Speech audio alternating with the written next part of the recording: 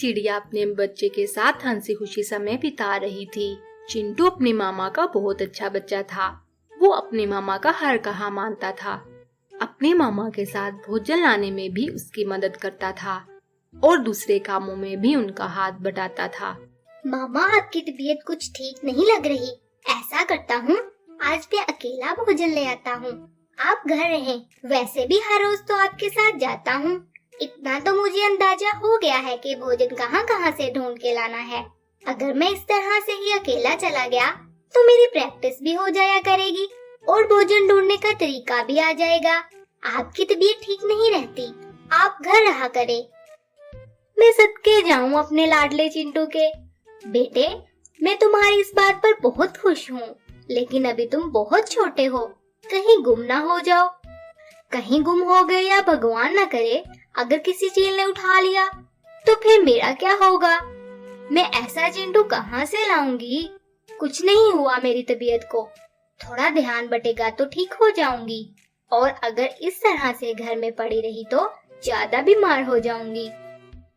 वाह मामा, उठा जा नहीं रहा आपसे, और बातें देखे अपनी। नहीं कुछ होता मुझे, भगवान हमारे साथ है।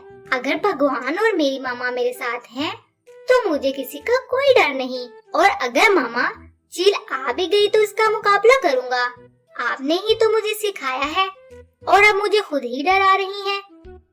नहीं चिंटू, मुझे तुम्हारी चिंता हो रही है। तुम ऐसे कभी मेरे बिना घर से बाहर नहीं निकले ना, इस वजह से।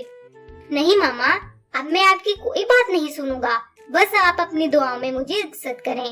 और हाँ, घर रहने का मतलब है आराम करना। ये ना हो कि आप नीलो आंटी के घर गप्पे मारने के लिए चली जाए। अच्छा चिंटू, जाओ, भगवान तुम्हारी हिफाजत करे। भगवान चिंटू जैसा बच्चा हर माँ को दे।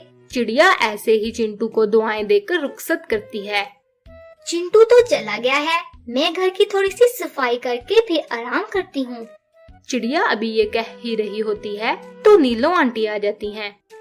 दीदी, ये चिंटू अकेला कहाँ जा रहा था? मैंने उसे काफी तेज तेज उड़ते देखा था। खैरियत तो है ना? हाँ नीलो, क्या बताऊँ तुझे। मुझे कहने लगा आपकी तबीयत ठीक नहीं है, आज मैं भोजन लेने के लिए जाता हूँ। आज मुझसे जिद करके भोजन लेने के लिए चला गया है। मैंने बहुत बहाने लगाए, लेकिन मेरी एक न सुनी। क्या भेजे ठीक है क्या तुम्हारा? तुम्हारी तबीयत का तो चलो माना कि ठीक नहीं रहती, लेकिन इसका ये मतलब थोड़ी है कि तुम नन्हे से चिंटू को अकेले ही भेज दो। वैसे भी आजकल जंगल में शिकारी पक्षी आए फिरते हैं, पता तो है तुम्हें सारा। नीलो, मैंने भी उसे यही कहा था, लेकिन कहाँ सुनी उसने मेरी। चलो, आज तो ऐसा हो गया है, लेकिन दोबारा ऐसा ना हो।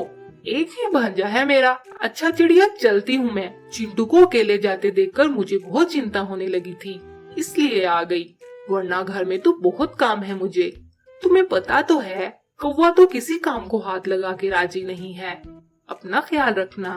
नीलो के जाने के बाद चिड़िया घर की सफाई करना शुरू हो जाती है और साथ ही चिंटू के बारे में चिंतित रहती है।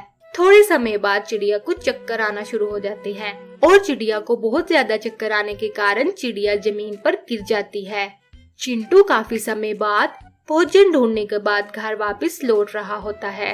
इतना फिर के कितनी थकावट हो गई है ना मुझे। मामा भी तो रोज ऐसे ही थक जाती होंगी। अब रोज मैं ही भोजन लेकर आया करूँगा। मैं पहली बार अकेला भोजन लेकर जा रहा हूँ। मुझे देख के मामा कितनी खुश होंगी। चिंटू जब लौटता है तो देखता है कि उसकी मामा नीचे गिरी होती हैं। भगवान, मेरी मामा को क्या हो गया है? मामा उठे, देखें आपका चिंटू आपके लिए भोजन लेकर आया है। प्लीज मामा उठ जाए। चिंटू ऐसे ही रोना शुरू कर देता है और फिर तुरंत पड़ोस में नीलो आंटी को बुला कर लाता है। नीलो आंटी, मेरी मामा को जाकर देखें, वो जमीन पर गिरी पड़ी हैं और बोल भी नहीं रही। लगता है उनकी तबीयत ज्यादा खराब हो गई है, इस वजह से तो गिर गई हैं। रुको, कौवे को कहती हूँ कि वो डॉक्टर तोताराम को बुला लाए और हम दोनों चिड़िया के पास चलते हैं। कालू, ओ कालू, कभी तो मेरे बुलाने पे आ जाया करो। डॉक्टर तोताराम को बुला लाओ, चिंटू की मामा की तबीयत बहुत खराब है। नीलो, कोई तो मौका छोड़ दिया कर, तुम इस मौके पर भी मुझे बातें सुना रही हो। कालू अंकल, अब छोड़ देना इन बातों को, ये समय इन बातों का नहीं है। आप प्लीज तुरंत डॉक्टर को बुला लाए। अच्छा चिंटू, चलता हूँ। चिंटू, अगर मुझे तुम ना कहते तो मैं कभी भी ना जाता इस नीलो के कहने पे। डॉक्टर अंकल, आप जल्दी से मेरी मामा को चेक करें। अच्छा बेटे, तुम लोग जरा साइड पे हो जाओ ताकि मैं चिड़िया का मुआयना कर सकूं। डॉक्टर तोताराम चिड़िया का मुआयना करके नीलो को थोड़ा सा साइड पे बुलाते हैं। नीलो जी, आपने चिड़िया का चेकअप पहले कभी नहीं करवाया? डॉक्टर साहब, पहले चिड़िया की तबीयत खराब होती थी तो वो हल्की फुल्की दवा घर में ही ले लेती थी। क्यों, क्या हुआ डॉक्टर साहब? सब खैरियत तो है ना? चिड़िया को ब्रेन हैमरेज है, जिसके कारण ये बहुत समय तक जिंदा नहीं रह पाएंगी। मैं ये दवाइयाँ आपको लिख के देता हूँ, आप तुरंत वो जाकर ले आएं। अभी तो मैंने इनको दवा दे दी है और इनकी तबीयत कुछ समय तक ठीक हो जाएगी, लेकिन बात का कोई पता नहीं। ये जितने दिन इस दुनिया में है, इनकी सेवा कीजिए।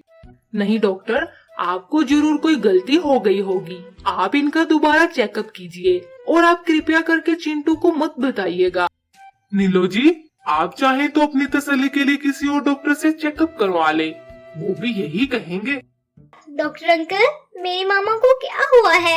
आपने नीलो आंटी से क्या कहा है? कोई खतरे वाली बात तो नहीं है? नहीं बच्चे, कोई खतरे की बात नहीं। इन्हें बस बुखार की वजह से चक्कर आ गए थे, वरना ऐसी वैसी तो कोई बात नहीं। तुमने बस अपनी मामा का ख्याल रखना है। मैंने इन्हें दवा दे दी है, अभी कुछ समय तक इन्हें सोने दो। डॉक्टर ये कह के चला जाता है। चिंटू बच्चे, डॉक्टर साहब दवाई देकर गए हैं ना, तो अभी कुछ समय तक आपकी मामा ठीक हो जाएंगी। तुम बोलो नहीं, इस तरह से तो मामा उठ जाएंगी, इन्हें आराम करने दो। नीलो ये कहकर घर चली जाती है और कुछ समय के बाद चिड़िया को होश आता है। भगवान का बहुत बहुत धन्यवाद, मेरी मामा को होश आ गया है। मामा, अब आपकी तबीयत कैसी है? मेरे लाडले, मैं बिल्कुल ठीक हूँ, बस थोड़ा सा चक्कर आ गया था मुझे। तुम भोजन लेकर कब आए हो? मामा, मैं जल्दी आ गया था, बस अब मैं आपको कहीं नहीं जाने दूंगा, आप बस आराम करेंगी। ऊपर से नीलो भी दोबारा चिड़िया का पूछने के लिए आ जाती है। दीदी, तुमने तो हमारी जान ही निकाल दी थी, ठीक हो ना अब तुम? हाँ नीलो, मैं पहले से बहुत बेहतर हूँ।